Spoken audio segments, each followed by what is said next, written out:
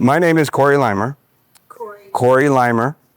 Yeah, and I've been in Pittsburgh for about 25 years.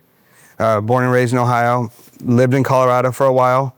Enjoyed the mountains, and then I moved over in 2000 with my wife, and we got married. And she got a job here, and I didn't think I was going to stay in Pittsburgh, but now we've been here 25 years. Raised all three of our kids here. And we find it a wonderful, wonderful town. And pardon me? What do you do? So right now I've always been in technology and delivering software or technology projects. So I spent a lot of time in the healthcare industry with Aetna, Coventry, CVS, and then Highmark. And recently I changed industries into manufacturing. And I'm working on leading a digital transformation effort where there's a manufacturing company doing things in old-fashioned ways, and they need to be able to adopt newer technologies to be able to scale. They have an opportunity to scale, and they have a lot of competition from overseas with inexpensive labor, and so they need to be able to transform to be able to grow. And so that's what I do in the day job. My friend David, I met David a few years ago. I'll let him introduce himself.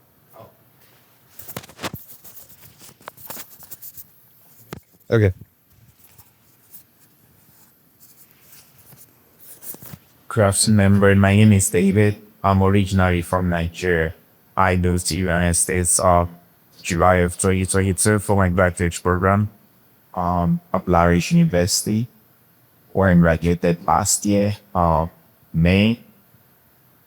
I recently got hired to work for an IT consulting company here in Pittsburgh, precisely in Monrovia, working up to IT solution support for the company. I'm married. Except for my wife, we live in Monrovia. She's a registered nurse. And I volunteer with Decision Center to kind of provide technology support. And as a matter of fact, I got to know this place through Corey, who has been helpful to my journey here in the United States, helping me to network, and also is kind of involved in doing any for work. And at this point, I can say he's someone who actually showed me how much I can do with my skills and time. So I volunteer here, and this is part of what we do, provide technology support. And we had this before where we talked about cybersecurity, and today we're looking at artificial intelligence. And like he said, it's huge. Oh, we are looking at how we can make it simplify it so that it kind of makes sense, and we understand from generative AI to how the AI can put us at risk, and how we can leverage it to have better lives. Thank you. I'm going to give this to you. So are there any topics that you said start from beginning or start from preschool? And that's where I went a little bit, is that it takes a lot for computers to learn. And it takes a lot of energy. So that's where I went into the power usage. But so I asked that question to someone, a family friend of ours, and she said, her answer was, well, how do I know whether I can trust the answers? Because she's heard of hallucinations from AI. And so we've talked about that. And then she said, well, she said, well, what can I do with AI? Because what I do day to day is not in the computer work you're doing. So those are some of the questions that she asked. But I'm wondering if that's similar to what your questions are, or if you may have something different. There have been a number of articles in magazines and papers about what a challenge it is, AI, to verify for the public and for educators. When you have kids who could use AI to write their papers, to write their introductions to colleges and so on. Right. So I guess my question basically is, do you see any way down the road where an AI could have some kind of identification that it's not real. Yes, that is a challenge right now in school. So I use AI to help my kids learn, but I also have my kids that my son actually specifically got in trouble for using AI and not modifying it not using it the appropriate way to be able to do his work. And so educators have a tool that they can put in, when they get the information, they actually put it through a tool, which is AI, that says, is it generated by AI? And it will tell you what percentage of AI it was generated from, or the probability of that was generated from. So as the kids use it, then the teachers have to have a mechanism to try to figure out how not to use it. But then AI is everywhere. And so now the question starts to shift about how to stop kids from using it, but how for them to use it to learn. So my kids are 23, 20, and 17. And so my 17-year-old, the one that got in trouble, is actually going to college soon. And so when we went to a college visit recently, I asked about the AI program, and there wasn't a lot. So I was like, well, that's not good, because you have to be able to learn this stuff to be able to be educated right now. And so there's that balance, that balance with everything in new technology, that, okay, we need to leverage it, but how do we leverage it but still be able to learn? So yes, the simple answer to your question is, you can identify from a probability perspective. So I predict that this came from AI, and it's pretty accurate, but it does take more time and resources to be able to do that. How expensive would that be, let's say, for educators to get that piece of equipment? So it's pretty free. I mean, not pretty free. It's economical. There are many tools that are free that you can use, or a subscription basis. So I have a friend that's a college professor, and she uses it. The college gives that tool to her to be able to use, to be able to inspect that work. And then obviously the teacher that we got a note from the school, that school provided that software to them too. Yeah. So it's easy. It's very accessible. And so I do have some examples to show, if you guys think about, hey, what is AI? How would I even use it? I mean, if you have those questions, we could go there as well. I mean, when you think of AI and your usage of AI, do you think you've used it, or you're not sure, or you've actively tried to use it? You haven't tried. I've used ChatGPT Right. Maybe 4 or 5 times. There for like an introduction that is welcoming and that gives the information I need to use. Then what's the best way to have an 85-year-old's birthday? Mm-hmm. My worst AI was it's April Fool's Day. I live at a senior center. What are some good April Fool's jokes? They were awful. I mean, they just, but maybe that wasn't their area. Well, it's interesting. So I try to listen to how you described that, and your questions were, actually the last question was the most specific. Yes. Right, but when you're talking AI, so this is in a specific tool, you have to assign it a character. What's the character? A role. So if you're talking to a grandchild and say, okay, well, now say you're teaching them how to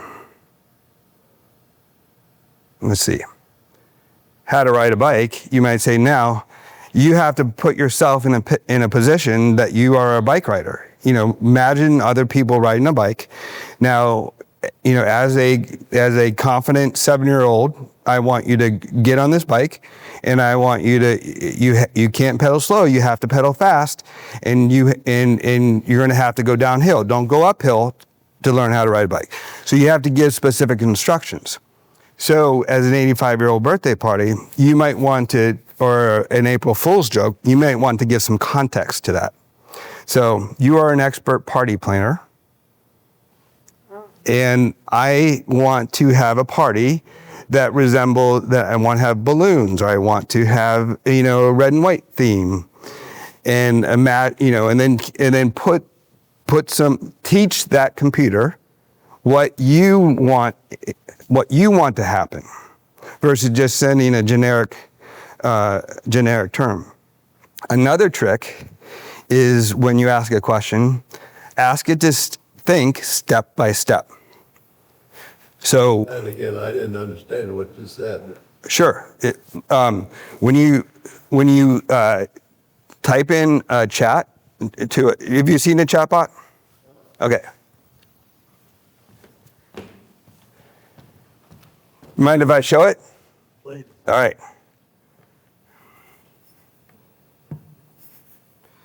All right. How do I get out of my screen here?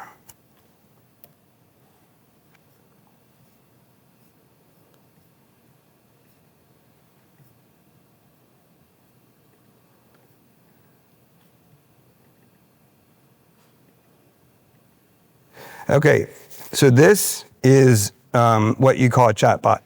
So a chatbot is a conversational application like ChatGPT. There are many names for chatbots. There's many chatbots. And so ChatGPT comes from OpenAI. And so there's also Gemini from Google, and there's Claude from Anthropic. So different names, different brand names of chatbots. So now we have an ability to ask it a question. So what would we like to know? You want an April Fool's joke? Or would you like, let's ask together. Corey, I think it would help maybe talking in the microphone. I think. Is this not working? Well. Oh, sorry. All right, my fault. No hard. What would we like to know from the computer? We could go as easy as what's the weather like today, or help us plan a party. My batteries died. I think I messed up. My batteries died. Here, this one should. Can you hear me now? Sorry about that. So let's start with an easy one. What's the weather like in Sealy? Did I spell it right? Princeton, Buffalo,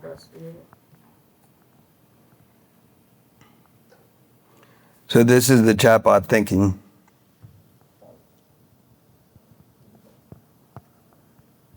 Print's too small. Yeah, it sure is, isn't it? Let me see if I can get it bigger. It's even smaller, right? Yeah, it won't come big. All right, we'll get there. So this is just a question. The top, I just asked it a question. So the computer is actually thinking through the steps, and then it said that it gave the weather for this evening. But that was a very generic ask or a question.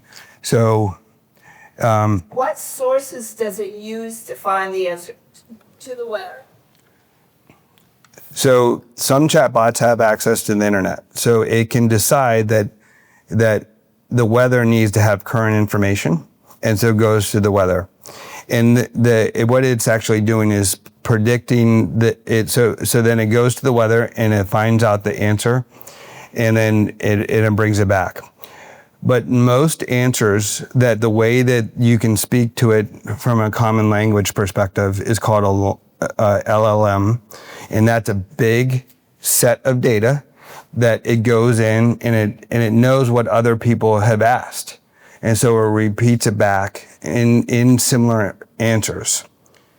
So a chatbot is good for retrieving information that has already occurred. In this case, we did the weather because it was able to get to the internet.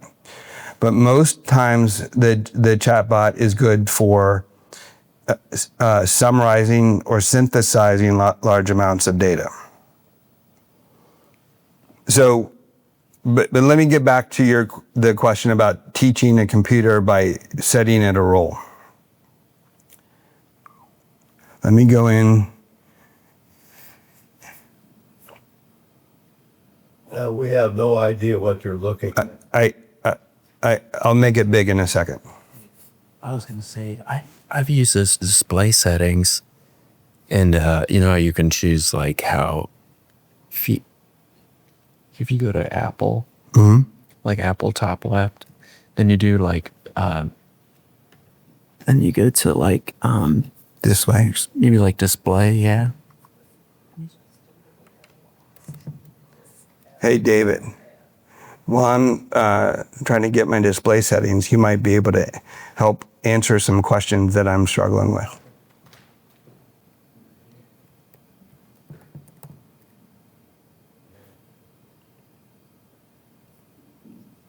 And I think it usually So he's saying he gets information sometimes from the internet, and sometimes people have asked questions before. Is that better?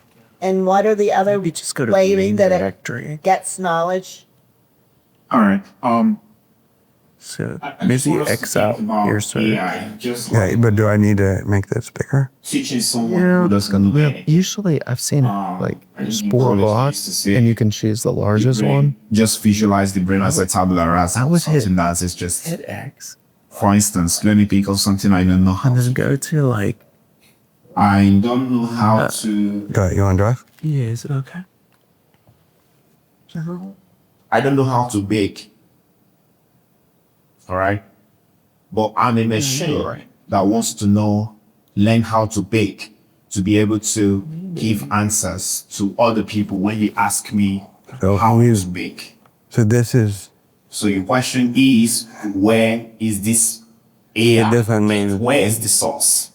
So what happens is that AI is actually trained by people. For instance, you can come today and say to AI, let me just give an example. My parents in my country, Nigeria, they are planning an event on Sunday. I wanted to know if it's going to rain in my village, in my community on Sunday. There are some remote countries in Africa that somehow the satellite has not been able to Increase. their information. Yeah. You see. But the thing is that as people keep giving some of those queries online, you can have something like, oh, I do not have any results for this particular thing. Nice.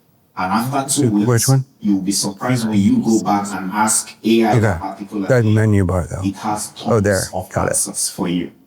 There you So go. AI is actually learning from prompts. No, that's There's limited Video knowledge stream. that is put To go into back it by to the the- creators of this AI. if you go back to here. Then as people send in queries, the AI is learning to get more intelligent. Bill. Move it. So let me see if I can find something that's not so small. Somebody can say, let's train this machine to give the basic baking skills.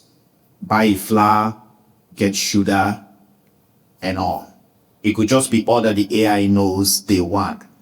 Then before you know it, there's just thousands of requests from people all over the world asking the AI,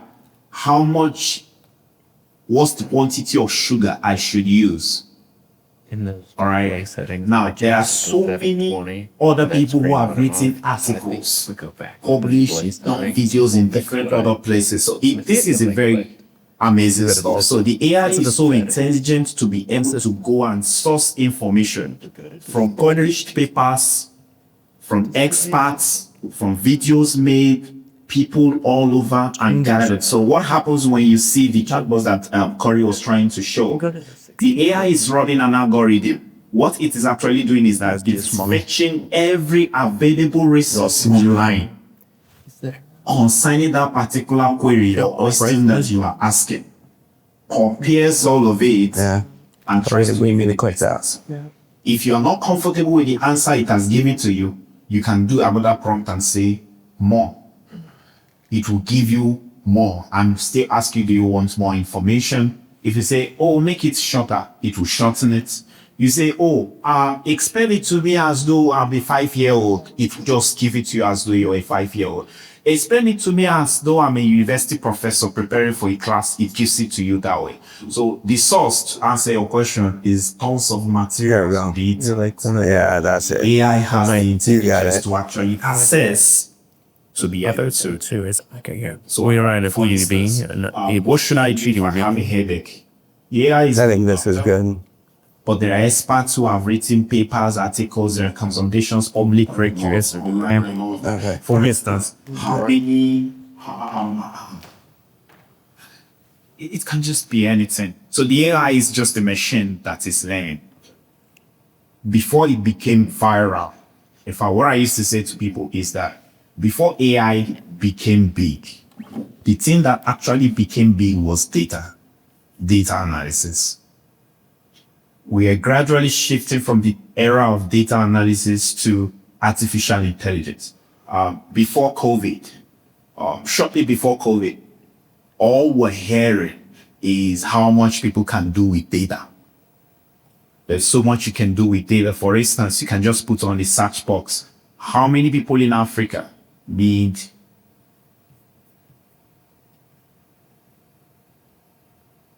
Clean water. clean water? Right? There are people who, there was this project I did when I moved to the States in a data analysis class. We were trying, my professor who handled us on data analysis gave us a project and we had to just be creative and choose what we want to analyze. I wanted to do something fun and I said, I led my group to do a project on what is the impact of screen time, how much people spend looking at their phone. What is the correlation with the divorce rates in Mexico? That was my analysis. And we went to their bureau, their data, like government, this is where they have public data, divorce rates, age bracket. We went to Facebook, Instagram, their public records on how much time people in Mexico spend watching TV, pressing their phone, using tablets, using computers. We plugged it on in a particular tool called R. R helps you to run some of those correlations, and we were able to actually see a correlation between, a positive correlation between the amount of time people spend on their phone and the divorce rates in Mexico. So my point is to say that before AI, to answer your question, where does it source all of this things? Data. There are tons of data in the internet that if you just want to just have an insight, how many seniors live in this particular senior center? How many of them are between the age of this and this? The data are available. So that when you ask those kind of questions to an AI machine, it has the intelligence to source all of this available data to give you something close to 99.99% accurate access. But just like Corey is also trying to explain, you must know how to kind of write some of those prompts and get questions, because like they said, the AI machine is learning, and sometimes some of those things, if there are no many data available, can recount some answers that are not like exactly accurate. But where we are now in 2025, these machines, they don't miss. They are always very accurate. And as more people are using some of these things, they are interconnected. They are getting more smarter and everything. In fact, each time I'm driving, And this is the only place I come to when I'm coming to this part of town. Each time I leave downtown, leave Monrovia, and I leave downtown, the intelligence of my phone knows that I'm either going to La Roche or I'm heading to this place. I don't even need to kind of say to it, take me to this place. It's already prompting a suggestion. Are you headed to the senior center and all of that? Why? It's picking my data. If your Google search is on, the moment you finish eating in a restaurant, it's asking you, do you want to leave a review? When you pick up your phone, it's already tracked that you were at Olive Garden. So the point is that the AI interacts with data to be able to identify some of these things. No, excellent point. And I think that you made an excellent point, the fact that AI is not just a chat GPT. AI is around us with what we do. So it is in our phones to be able to search that data that you're talking about. And so if anyone has Netflix or a TV subscription and you're watching a show and it suggests a different show, that's a very similar, that is AI, but is similar to what David's saying, is it's a computer trying to think about what you'll watch next. And so then it always is offering suggestions. And the way they make money is the more you watch, the more that you want to watch. And so it keeps on going. And then if David's doesn't have his phone with him, then he can always use the GPS in the car. And the GPS is also an AI because it figures out how to get the best route. And if you have the traffic feed hooked up, it will even tell you to move around the traffic and go to a different direction. So so AI is more than just an interface with ChatGPT. It's more and more embedded into the things we do. There's another example on the screen that talks about online shopping, right? So Alexa tells me if maybe I'm running low on a certain item, and then whether or not I should put it in my cart or not. So that's that same algorithm as David is talking, and David had a excellent point about the data, because it collects that data about us and everything else. And that's when that LLM, you might heard, or a large language model, that's all that data and a big data repository. And then now there are email tools that you can help craft an email to people, or letters, or to move emails from, like, to mark emails from your family as important, or another example of AI in email is the spam.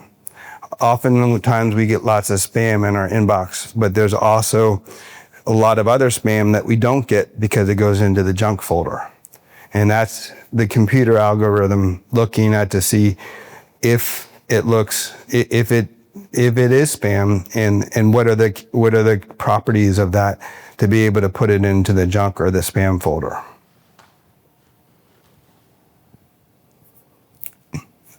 A big item from a healthcare perspective is this reading X-rays that this is talking about. I don't know if you can see this. We attempted to make this bigger. I know it's not that big. So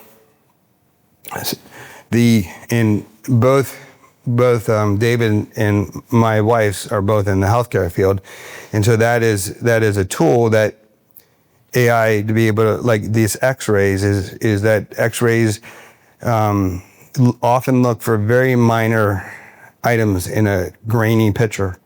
And so that computer then can help look for items where someone that has been on a 11, 12-hour shift may not see. So it is sometimes a reinforcement or sometimes a backup.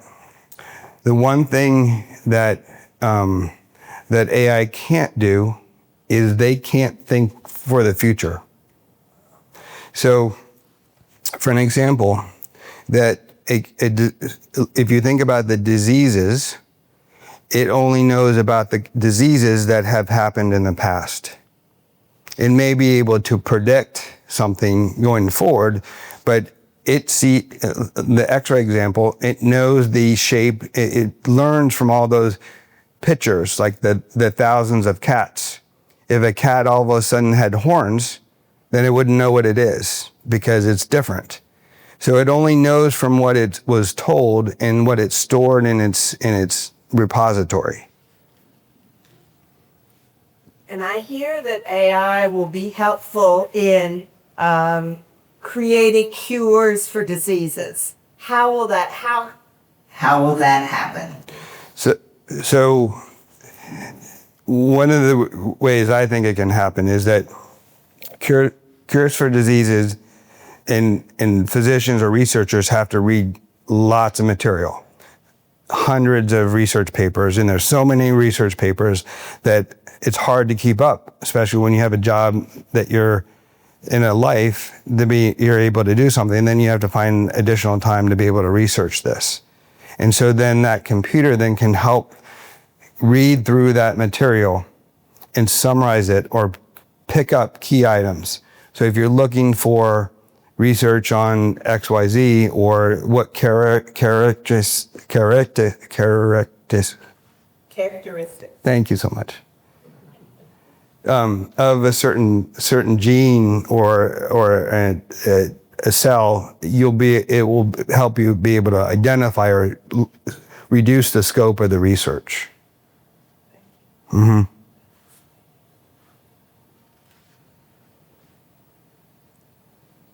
To use David's example, how do I bake? How do we know? How do we bake a chocolate cake? There's all sorts of different kinds of sugar. He knows from his country, there's cone sugar, there's raw sugar, there's many different kinds of sugar. So how do you distinguish between what the AI database is talking about in terms of, let's say, cone sugar, as opposed to refined sugar? Excellent point. And that's where I was getting, that's where I was hoping we would get. And then that is, goes back to what type of cake do we want to bake and where are we? So for example, if we're in Nigeria where David's from, we may say that if I'm looking to bake a chocolate cake, but I'm in Nigeria and they have a certain type of sugar that's not available in the United States or not available somewhere else. And so that you have to tell the computer where you are, what type of what interest or what you say I'm in Nigeria and I'm in XYZ and I want to make a chocolate cake, and then for who? So for a child or for an adult, and then whether or not they like vanilla or red velvet, maybe intermix. So then you can tell it some of your preferences. And so then the computer, then you frame that or teach it some of the items that you want to make it help to guide that answer to where you want it to be. Does that make sense? So then in that example of that birthday party, I would say, my friend is, describe my friend a little bit. And I like to surprise her with surprise parties, or she doesn't like to be surprised, or she'll get mad at me. So I want a, well-introduced party. And so maybe it would suggest a nice invitation. So you help walk it down, just like as a kid or a grandchild, to be able to teach it something, you're going to show it to them. And you're going to lead them down the path of success.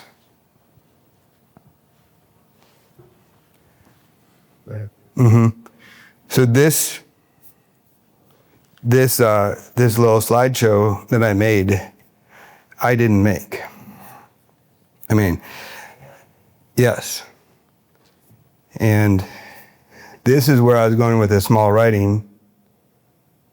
But my question was, as an AI expert and technologist, provide the definitions of the most important terms in artificial intelligence. What terms are important to define? And so it gave me an answer about core AI concepts, learning paradigms, and then eventually I did ask it,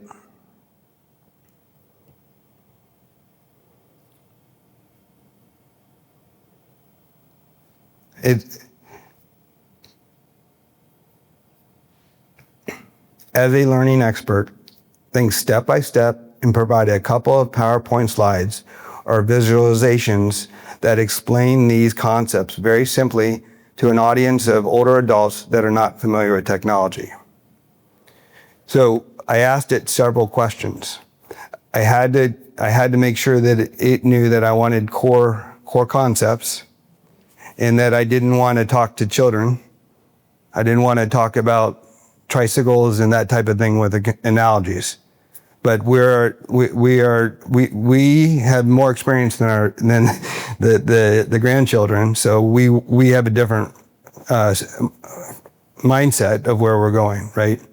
So that is a way to interact, to help guide that computer through where you want. So one is have it give that computer a role and guide them on the path you want to take, but then ask follow-up questions. And you can even be a critic. So maybe you're writing an email and you say, provide this email, and I want to give it to my boss, and I want to say that I'm a really rock star employee and I did XYZ and help me frame an email. And then it goes a little too overboard. And I say, well, tone it down. And then I might even say, here's some examples of emails that I wrote that I like. So one of the things is I could put copies of emails and say, emulate this style. And so then it starts to figure out where I want to go with that email. Because I'm a much different person than David, and I'm a much different person than my wife. So it doesn't know how to answer unless I help guide it to where I want to go.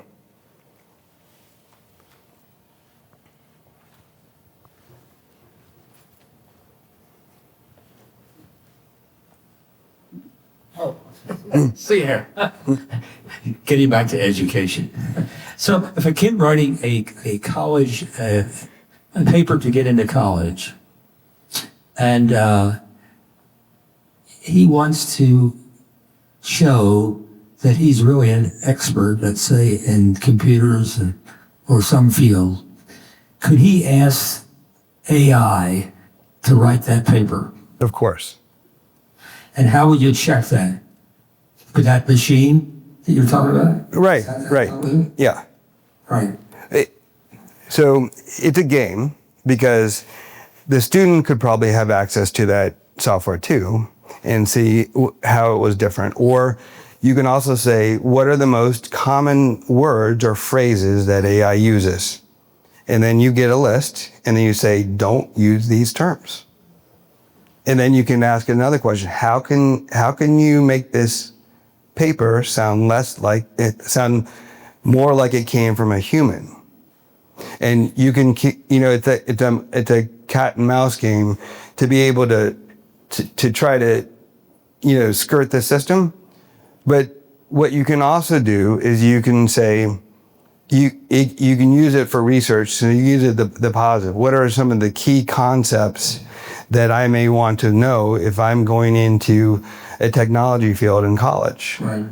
And it can give you items that you may not have thought about. Mm-hmm. And oftentimes, another trick when you're talking to a computer or AI is say, give me 3 examples. So what are 3 examples of a good field to go into in college? Or, that's pretty broad, but then you would say, they would say what you're interested in. And, I'm athletic, or I like books, or I like to write. And then the more you give, the more examples. And so you can spur thought that can help you be more creative. So what is truth anymore? Yes, absolutely. You know, which brings me to this question. Where do you see this going in terms of control, in terms of knowing what is right and what is wrong? We're not all going to have machines hooked up to the computer to see what people are saying, people are doing. Thinking politically right now, for example. We're not going too far into it, but Yeah. Yeah. You got the question. Yeah. It's a tough one because and I think it may go back on your outlook of life in general, because someone can look at a busy highway and be stuck in it, and there are two people can take this same situation many different ways. And someone could be frustrated and bang the steering wheel, say I'm late. But then there's other person who left early and planned for that traffic and said, well, I'm sure glad they're finally fixing this road. So I think it's very similar with technology where you can have a very pessimistic view on this, or you could have a positive take on it. My feeling is that AI or computers will be intertwined in our lives. Many things. I mean, medical devices in our body, I'm sure, monitoring our health or our status, or, being able to, automatically connect our health to our doctors, or, all kinds of crazy stuff. But it's just like that tool for teaching. It's the same concept that people can use it for good and bad. And there's going to be a struggle for years and years. And there always has been, right? Oil. So oil is a wonderful thing if you need to power items, right? But it can also lead to, violence and, wars and pollution and many other things too. So I think it's that same, it's just a technology that we're dealing with that, just like anything else, that not anything else, but it's a similar technology in terms that it can be used for good and bad. Where it goes, I don't know. And David might have a different take on it because he's a different take and a different perspective than what I'm coming from. Just the record, let me just stand here and I kind of like your question about the future of all of this, what is truth and all. This is what I say to myself, because there's a sense in which you can be so reliant on AI. So what I hear Corey say is you must master the art of prompting the AI. You are the one on the driving seat. The prompts are important. In fact, the more you feed the AI with information, the more it tailors a more customized response to you. If it is vague, how do I bake a cake? You will get some responses. I live in Nigeria. I'm a beginner baker. I don't have access to this kind of sugar. I have this alternative. I want to bake for just 3 people. It's my birthday. What are the steps that I can use to bake a cake in 20 minutes? I don't have an oven, but I have this prompt. The AI has a lot to work with. But coming to the future and all of that, in college, the professor standard, they say to you, if you write with AI, there are tools that can catch all of these things and they flag it for plagiarism and you get into trouble. So what I say to people, I said, AI has come to stay, but you don't want to always run to that tool to do every single thing. Write your own. So what I do with AI is that if I have a piece of writing and essay I want to do, I write it as a human. And then I plug it to AI to say, look at this, correct the grammar, give me an improved version. And sometimes the AI has what to work with. By the time it gives you the results and you look at it, you can say, okay, you can take what AI has given to you and keep working on it, customizing it, and all of that. There's no student today who is not using artificial intelligence. But the difference between a smart student and somebody who is mastering how to just go to AI, say, write me an essay about this, and AI just gives you almost what it would have given every other student. By the time the professor plugs it into the check-in tool, he says, hey, this is 86% generated by AI. You just get into trouble. Write your own, write customized. Emails I send out, I just write my own emails, plug into AI, I say, correct this email. And it even helps the students because the AI is intelligent. It can say, oh, you should have used an is instead of was. These AI tools, so you are learning from the AI. It's teaching you. So sometimes I just write an essay and I say, hey, I need to send this to this person. This.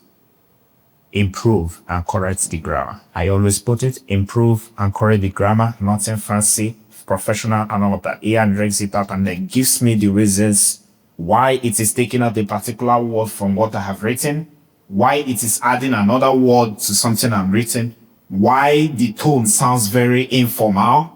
It gives you all of these things, and before you know it, you're using AI or the student is also learning.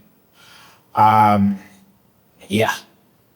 I think that's something that has come to stay. It's a big debate in higher institution because there are people, I mean, every day the professor comes to class. I remember Professor Pan, she's always upset when people just turn in assignments because they generated it from AI. But that's how smart students go there. You've written something, plug it to AI, say improve this thing and correct the grammar. And it gives you something to work with. And more often than not, when you even plug it to the tools, they'll say, wow, this passes the check. And, So my daughter is in nursing school, and it's a pretty rigorous program. And one of the ways that she used it for studying is that she'll do a couple things. That she'll have slides or notes from the professor, and she'll upload it into ChatGPT has over here. Yeah. ChatGPT has the ability to store your own information. So now, not instead of going to the large web, it goes right off what the teacher said specifically. So she'll load that information, and then before a test, she'll say, give me a quiz or give me a test, give me example test questions for this. And so then she's able to practice over and over the exact material from the teacher. Another way that I've used AI to help my middle daughter is that she had notes, handwritten notes, and they were unorganized. They were loose leaf, and there were about 12 of them, front and back.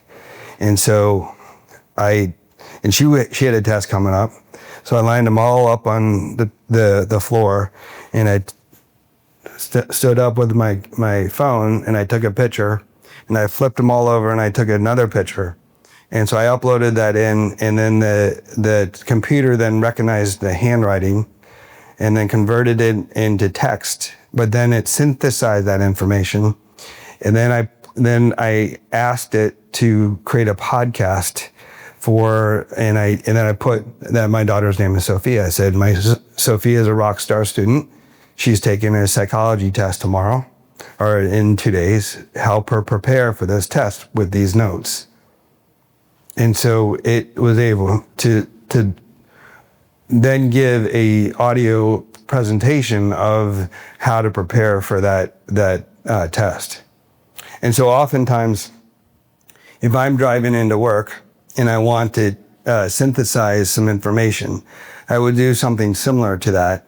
And I can write instructions. I can say, here's my goal for this information.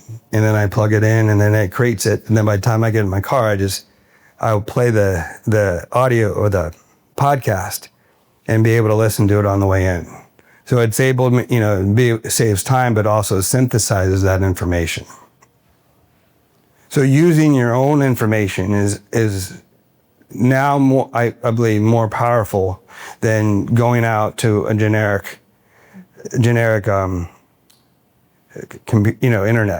And so now back to the recipes. Last Thanksgiving, what I wanted to do is I wanted to help create like a memory book for for my family. So I had a little recorder, and I had some of my relatives tell stories about the days in the past. I mean, how they met, Thanksgivings that in the past, and I recorded it, and then I put it up into this tool, and then I asked for recipes, and so I took a picture of that, and so now when you put it in and talk about that chocolate cake, you could say, I want a chocolate cake that resembles this, or maybe that I have partial recipe, and I need a recipe that helps me complete, this one that got torn off. Yeah, go ahead. I'm especially interested in how AI can help with solving medical issues. If I were a cancer researcher and was researching certain kinds of cancers, and I would plug all of that into ChatGPT, where would they go? They wouldn't go to the library to look at the former research. How would they get some of their information? So, an example I'm very familiar with. So, cancer researchers have biobanks, and biobanks are digital images of tumors, healthy and cancerous tumors.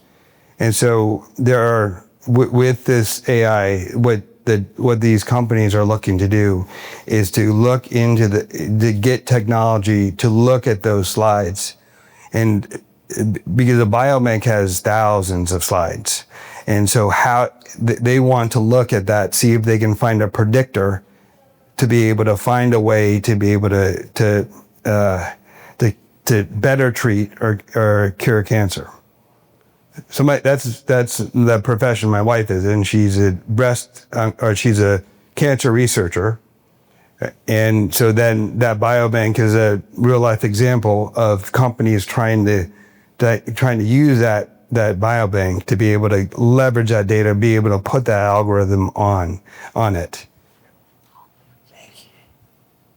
So excited for this. Absolutely. I just put a prompt on Perplexity, which is like my favorite AI tool I use. I just asked a simple question: how can I beat cancer? And I'm not interested in the answers because I'm much more interested in the text. It's into your force, it's saying to me, which is your question. In addition to what Corey said, I'm just doing, so he gave me some answers. Let me just read this paragraph, and then I'll go to the sources. It says, beating cancer is a complex process that depends on many factors, including the type and stage of cancer, your overall health, and access to the latest treatment, and all of that. Precision oncology, immunotherapy, targeted therapies, and all of that. So I'm looking at where you getting all of this that you're giving to me, which is your concern. Because it looks like you just want to be sure that this thing that the AI is saying to me is accurate. Lest I go and implement something that is harmful. So the sources, here you have what economic for, that's the first source for that day, for every of the thing that it said. There's one called the City of Hope. There's American Association for Cancer Research, AACR. There is Labiotech UG. There is Oncology News Central, and so many sources. So he does go to the libraries. He does go to the books. He does checks what the experts have said and combines all of those to give you an accurate response. Sometimes it gives you a prompt to say something like, I'm not a medical expert, and you're advised to probably see a doctor or a certified physician or something, yeah. But they just don't come up with things. They are, like we said, they are hitting the databases of some of the most renowned, complex places where people have done researches about some of these tests to arrive at the question.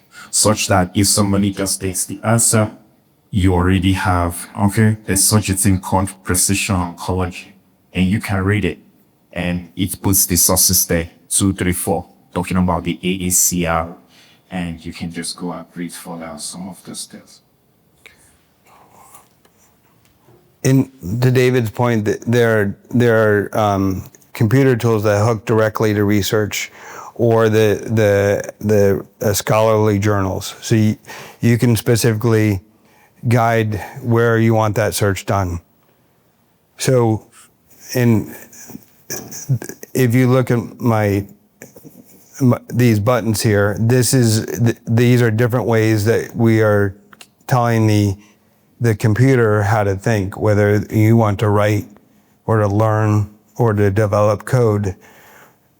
And so you can start framing that. And one of those, back to the researchers for medical, you would be able to connect it. There's specific tools or sources that you would connect into the research papers themselves. So you want to look for specifically the researched or published journals. You could tell it to look there. Another thing about using your own data, this is now that these chatbots, instead of searching the web, like I mentioned, is you can connect to your own data. And so the tools are now you have the ability to upload a file or a picture or to a specific source. So this is a Google Drive, and so that you can look in my own files.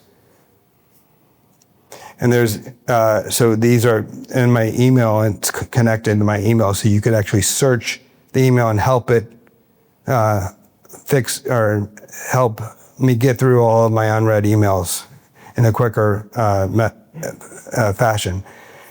Now, on the flip side, someone like me who wants to figure out the best way usually spends too much time figuring out how to figure out the best way, and I could have probably done it the old-fashioned way a lot quicker. So, a question related to the real situation, if we have a relative who had a relative who needed a serious operation, he had choices to a hospital in Dallas, Texas, one in Philadelphia, one here, and one somewhere else. Now, would AI be able to help? This is water over the dam now, but would AI be able to help with kind of information to help you make that kind of decision?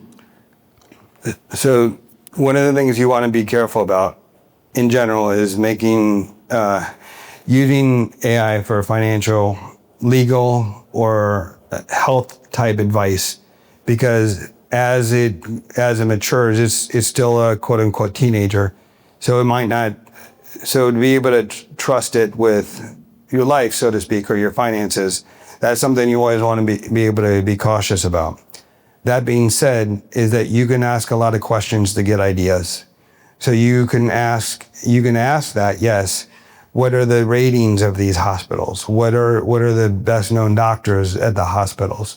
You can start asking questions that you would ask maybe someone that you may talk to a neighbor that's familiar with the situation. So that way you're getting supportive information, but I don't think you want to use it specifically for legal advice and say, oh, I'm in a legal situation. Yeah. For expertise. Yeah. But I think it can help you. But my only cautionary note is that you don't want to take that information verbatim.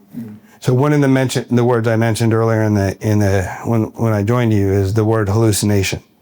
And so the word hallucination from an AI perspective means that it is an answer that appears true, but it's false.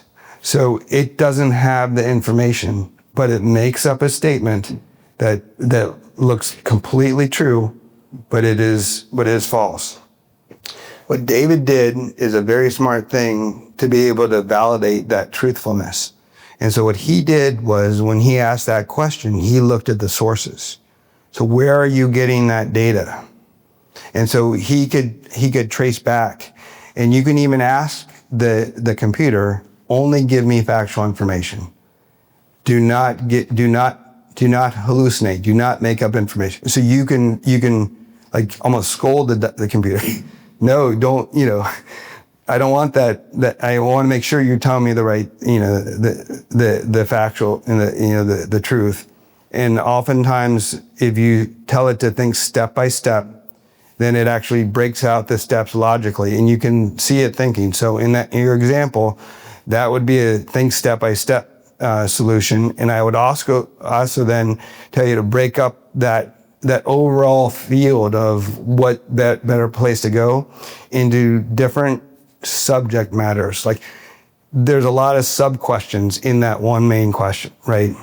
And so doctors or facilities or places to stay around there or, reviews. So just those same questions that you ask, be very, very interrogative to the computer as you would someone that you would expect expert advice with. Thank you. Yeah. David, you have some good feedback. I don't know how long we want to go, but if you guys are getting tired, you have another question. I have another question. Yeah. I have to go to something else that I had already scheduled. Mm-hmm. How much time should we allow for this topic when you guys come back? I think that's a good expectation to set, because that was not a computer problem. That was a problem with setting this up. We didn't set a specific time, so that's I'll take ownership of that. But usually, I think it's normally about an hour. But we can schedule it to I think we're flexible. What did you just say? It's flexible, but I think about an hour is normally what we talked about. I think we might be going a little long, but we did not set an end time. Yeah, it's up to you. If you're able to fill more questions. Yeah. Or if you.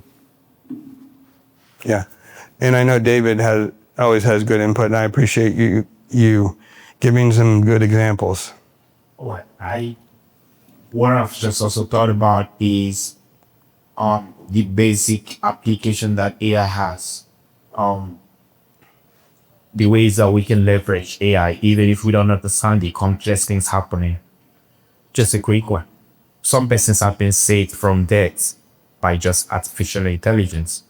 It has gotten to a point where by just a smartwatch, there's a kind of fall someone can take and your watch will automatically call 911.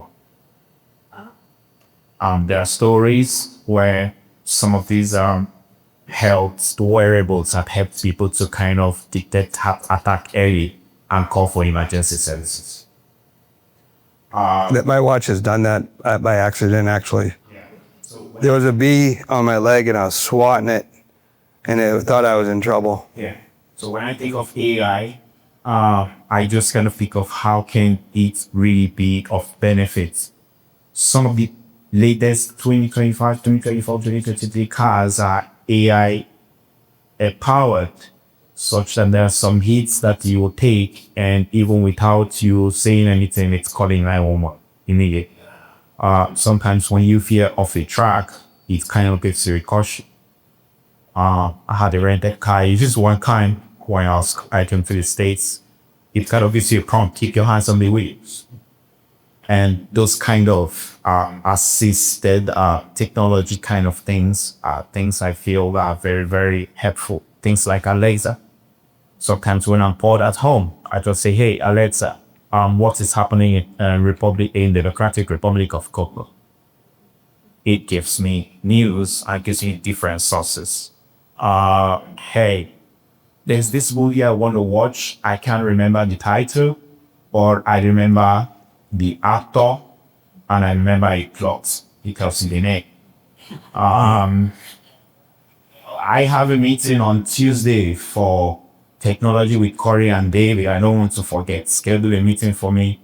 Remind me 12:30 p.m. Say, fine. I will remind you by 12:30. All of the usually Fred goes still kind of makes schedules on the calendar, and I was trying to teach them how to leverage technology so they can get some of those prompts on their phone and they really enjoyed it. So there are like lots of AI applications to daily life. And also the caution that Corey talked about, it can be very scary too. There are issues around bias. There are challenges around security. There are challenges around addiction. What can really architect to it?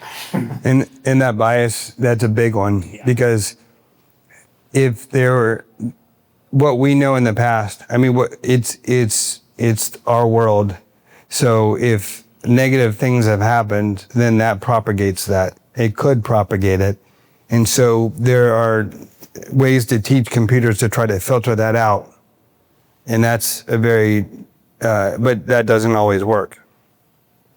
Yeah. So, I enjoy AI. I use AI a lot. I try to teach myself more about the prompting and to customize some of those tools to really guide me instead of just giving me very generic things. Like I like something from what Corey talked about, hallucination. I've not even really, I didn't even but that's what AI called that because there are kinds can just for entirely new topics give you answers that has nothing to do with what you're asking. I just learned today that it's called hallucination. Here. So Yeah. there are just tools that have helped people, real stories. We don't have fun. I could have just read it out. Why people just buy smart watches, smart devices at home, intelligent devices in their cars. And again, I think maybe just a deep fake. There's just deep fake is when people use artificial intelligence to make a representation of someone. Like you just want to, so this is how it works, and I'll give a real life example. People can just go to videos that maybe your granddaughters have put online on Facebook or Instagram. Take like 20 of those videos, clone it into an AI tool to learn how your daughter talks, mannerism and everything. Use it to produce a version of your daughter saying some things to you, such that when you are looking at the video, you will say, "This is my daughter." Now, what some people are doing, in fact, I will say that for research in Africa is that for some people who want to sell a product, they use some of those deep fake to represent CEOs or members of top organizations saying some things about a particular product that caused a trouble. In fact, they did one about with diabetics. And it's causing some troubles in my country of origin and all of that. So deep fake is also, so when you're looking at the video on Instagram or YouTube, some of them are deep fake videos, especially just like Corey said, things around finance, health, and Legal. legal. You just don't want to be 100% reliant on AI. But, and that's why I think that someone asked about how can you tell what's real or not. And that's definitely a negative aspect about this technology is that it's hard. I'm almost, I don't have any data for this, but in the next 10 years, one can comfortably be there just that half of the videos that you'll find on some streaming and video platforms will be AI generated. And if you look at it, there is nothing that will tell you that this is not correct or this is not true. So you have people who just comment and say, why won't this person, why won't this congressman say a lot of people saying this among that? He didn't say it. Could just be deep fake flying around. Or just for security purposes, once you made a video, it's just like someone, a relation or something. You just want to put a call and verify that that's what they said, that the video is actually them saying those things to you. Because at a very high level, some people have also been scammed by seriously fake using their faces of their relations. So. Whenever we publish something written when you guys come back again, and I hope you do, what should be in that written text indicating what topics can be covered by the gentleman? Maybe you could help. In 25 years from now, we'll probably all be dead. So those kind of topics are not likely to be of much interest to the people here. That's a suggestion as to give us some guidance other than a talk on AI. That's too good. Yeah. So what would you like to know?